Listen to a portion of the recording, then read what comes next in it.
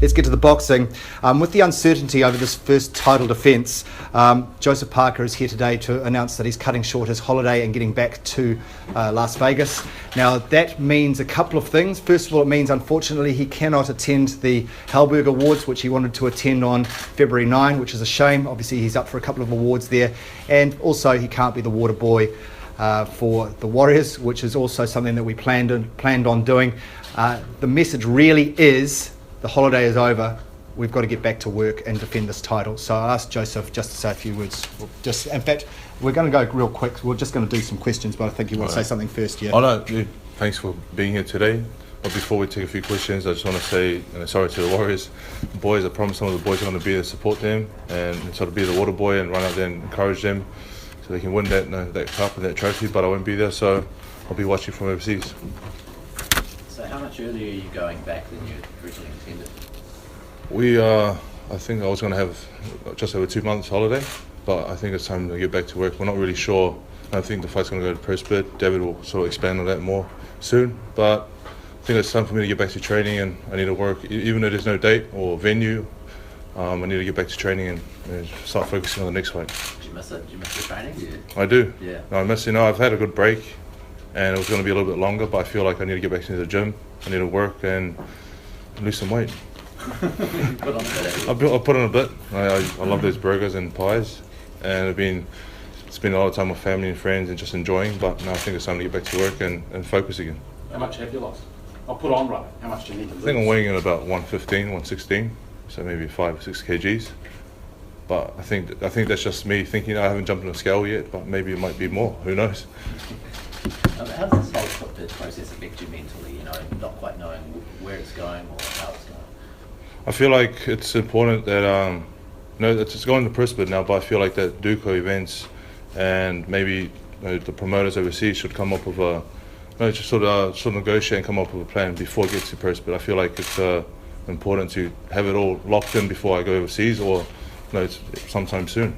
So you're disappointed that it's come to this? I am, but I guess it's both parties or both boxers wanted more money, so it's just about if we can get the right deal. Considering his background and the fact he's possibly trading off his cousin's name, do you think he deserves some more money? Do you think he's asking for too much? I feel like he's mandatory, but I feel he's never headlined on the card or he's never fought on pay-per-view, so I'm not quite sure. I think they're just asking for it's a world title, so he thinks he deserves a lot more money than I think he does deserve, but it's up to them what they come up with. How do you feel about being on the undercard of a fight? You're used to headlining, being on the undercard of a fight in Britain if it came to that. I don't mind.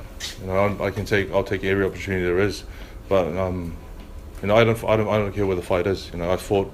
Most of my fights have been in New Zealand. People forget that I fought in America twice. I fought in Germany, fought in Samoa. So it doesn't matter where the fight is. I'll be comfortable to fight anywhere.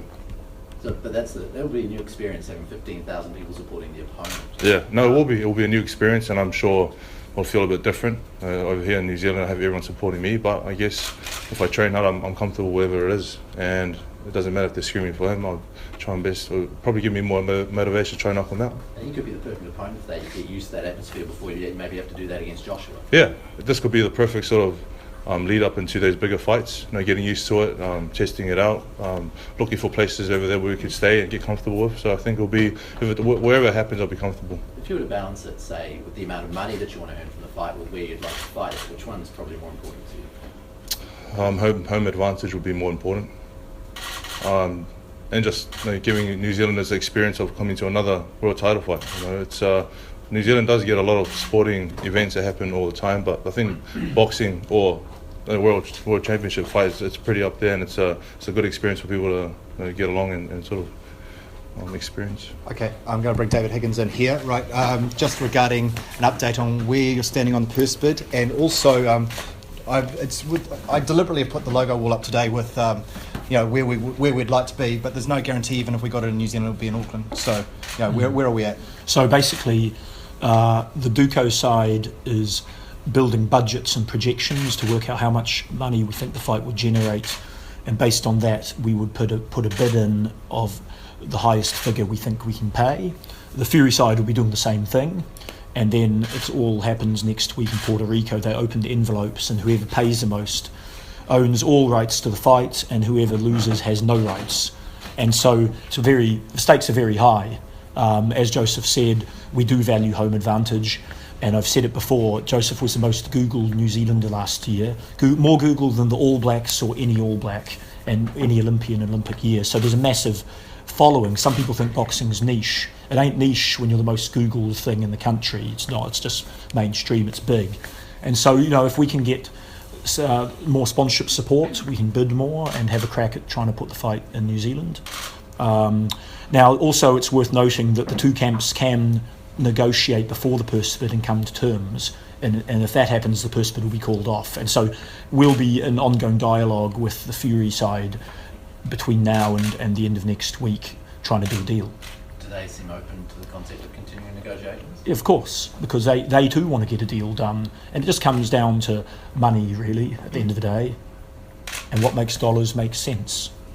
Is this fight harder to have here to get over the line than the Andy Ruiz Jr. fight in terms of what it's going to cost? Yes, the money that Fury's looking for is substantially more than Ruiz Jr., but I think he's probably within his rights to look for more. Ruiz Jr. didn't have big fan base in America, and the heavyweights have been off the scene a bit in America, whereas the UK market, British fans go to everything. They go to the opening of an envelope.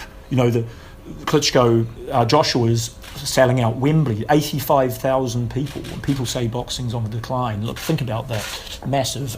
So Fury, he's got the Fury name.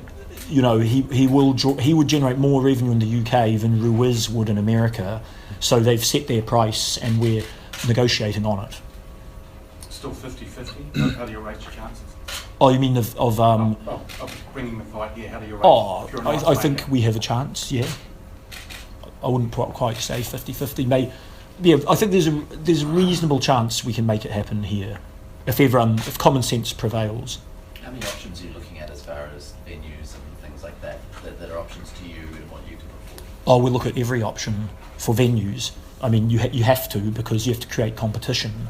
If you only have one option, they've got a monopoly on you. So you've got to keep all options on the table and negotiate, and the best one rises to the surface.